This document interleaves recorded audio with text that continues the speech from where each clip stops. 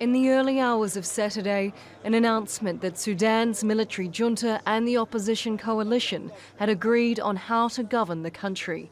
They fleshed out the details on the makeup and functions of a transitional government until elections in 3 years. I'm very pleased in the name of the African mediation and 2 respected delegations to declare to the Sudanese people and the international community that the 2 delegations have fully agreed on the constitutional project.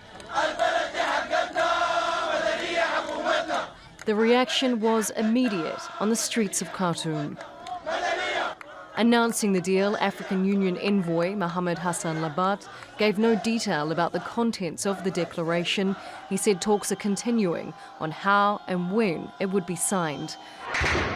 During the negotiations, the military council ceded to demands for justice over the killing of at least 6 people, including 4 school children at a protest earlier in the week. 9 soldiers were detained. It was a victory for tens of thousands of Sudanese who had marched, demanding justice for the deaths. It was certainly a horrible massacre. We pray the situation improves and that the rights of the students are not neglected. Blood for blood, and punishment is a must. Protesters have been flexing their muscle since December. Frustration started with the economy. President Omar al-Bashir was in their crosshairs. The number of protests grew along with their demands until Bashir was removed in a military coup in April.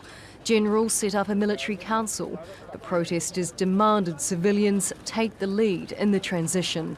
They started a sit-in outside the army headquarters, forcing military rulers to begin talks over how to share power. On June 3rd, security forces raided that demonstration.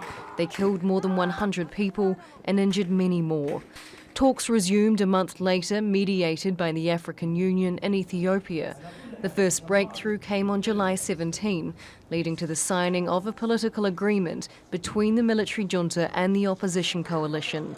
They agreed on an 11-person transitional council with representatives from both sides and a rotating leadership. But disagreements had remained over the wording of constitutional changes. Now, with the details agreed and a signing imminent, Sudanese people have a roadmap to a more peaceful future. Charlotte Bellis, Al Jazeera.